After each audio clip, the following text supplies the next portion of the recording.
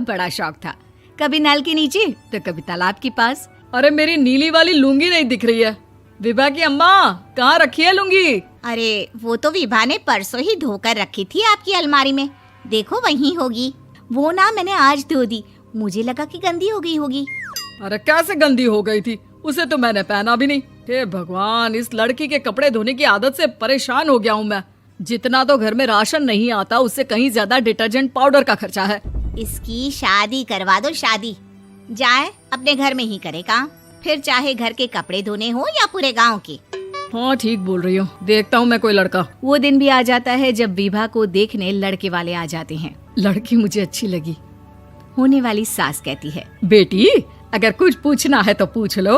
वैसे तो हमारी लड़की बहुत ही शर्मीली है, जो बोल दो वो मान लेती है, इसे क्या पूछना होगा। अरे कैसी बात कर रही हो माँ, मुझे इन लोगों के घर रहना है, सवाल तो कई है। हाँ हाँ बेटा, पूछ लो ना, क्या पूछना है।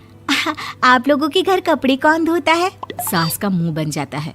देखो, अगर तुम ये कहना चाहती हो कि तुम्हें कपड़े धोने नहीं आते तो सुन लो, कपड़े मैं ही धोती हूँ, लेकिन तुम्हारे आ जाने के बाद मैं रुमाल तक नहीं धोऊंगी। अरे चुप रहना भाग्यवान, बहू बेचारी घर आई नहीं, उसे डराना शुरू कर दिया। वो क्या है ना बिटिया, अभी तक तो ये कल्लू की माँ ही धोती थी, लेकिन अब तुम्हारे पापा तो दहेज में वॉशिंग मशीन देंगे ही। तभी विभा की माँ बोल पड़ती है, सवाल भी पूछा तो क्या। वैसे भाई साहब, मशीन की तो फिर भी कपड़े धोने की कैपेसिटी होती है। मतलब जो बिटिया दे रहे हैं ना विभा, इसे कपड़े धोने का बहुत शौक है। ये आप लोगों के क्या, आस पड़ोस गांव मोहल्ले सबके कपड़े धो दे और उफ तक ना करे। बाहर देखा नहीं आपने कितने कपड़े सूख रहे हैं, सब हमारी बिटिया ने ही तो धोए हैं। बस भी करो ना माँ, शर्म आ रही इतनी तारीफ सुनकर। और तो और एक दाग निकाल कर दिखाओ तो मान जाऊं। हाँ अच्छा, माफ करना बेटा, मैंने गलत समझा, हमें तो रिश्ता बहुत पसंद है। और ऐसे जुड़ जाता है रिश्ता कपड़े धोने का शौक रखने वाली विभा का। उसकी शादी हो जाती है कोयला फैक्ट्री में काम करने वाले कल्लू के साथ। शादी के बाद अचानक विभा चिल्लाती हुई सास के पास आती है। सासू माँ, अरे सासू माँ कहाँ है आप? ये तो धोखा है, धोखा दिया आप लोगों ने मुझे। इसे ससुर के चक्कर के बारे में पता चल गया। अरे तो उसमें तुझे क्यों धोखा मिला है? अरे नल में पानी नहीं आता, कपड़े कैसे कब धुलेंगे? अच्छा, तू पानी नहीं आ रहा उसकी बात कर रही है। तो आपने क्या सोचा? कुछ नहीं। अच्छा, तेरी माँ ने कहा था कि कपड़े धोने का शौक है तुझे, याद आया मुझे। शौक बोलकर कपड़े धोने वाले मेरे जुनून को कम ना आके सासू माँ, कपड़ा धोना मेरा गुरूर है। तभी पति भी वहाँ आ जाता है। अभी मैंने इसे सनी देओल की फिल्म दिखाई है, उसी के डायलॉग मार रही है माँ। अच्छा सुन, साफ साफ बता रही हूँ, पानी सुबह 4 से 6 और शाम को 10 से 12 आता है, समझी? विभा टाइमिंग सुनकर हैरान हो जाती है। ये क्या भूतों का मोहल्ला है? सुबह 4 बजे उठकर कौन कपड़े धोता है? 4 बजे टंकी में पानी जाता है, फिर सारा दिन धोना ना, किसने मना किया?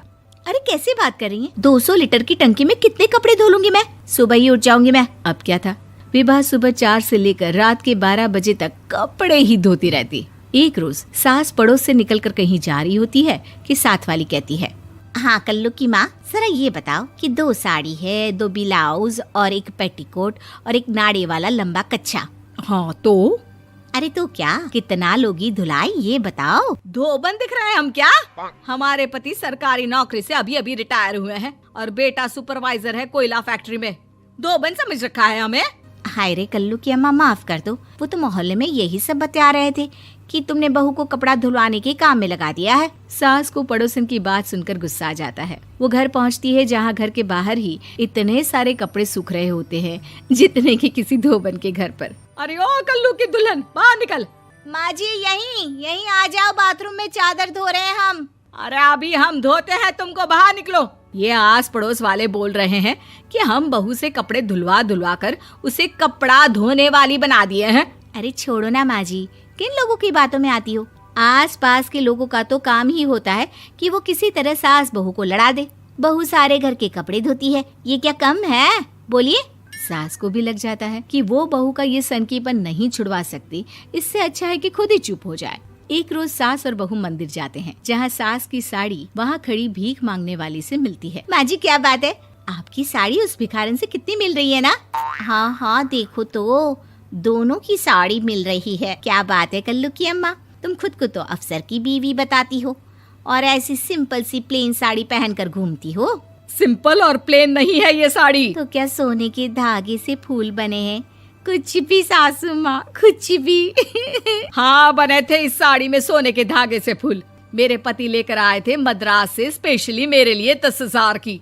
ताहे भाई साहब इस भिखारन के लिए भी सेम टू सेम साड़ी लेकर आए होंगे 10,000 की। सास उस वक्त तो कुछ नहीं कहती, लेकिन बहू के साथ घर आती है और अलमारी से एल्बम निकाल कर लाती है। ये साड़ी देख रही है, ये वही साड़ी है जिसे मैंने अभी पहना था। इस साड़ी में ये जो चमकदार फूल दिख रहे हैं ना, ये सोने के धागों से काटे गए हैं। लेकिन तू लोकल वॉशिंग मशीन ब्रश से घिस घिस कर सारे फूलों को निकाल कर साड़ी प्लेन कर दी। मुझे माफ कर दीजिए सासू माँ। और तो और, जब मैंने तुझे तेरी गलती के लिए कुछ नहीं कहा, लेकिन तूने तो सबके सामने मेरा मजाक ही बना दिया। क्यों? बहू को समझ में आ जाता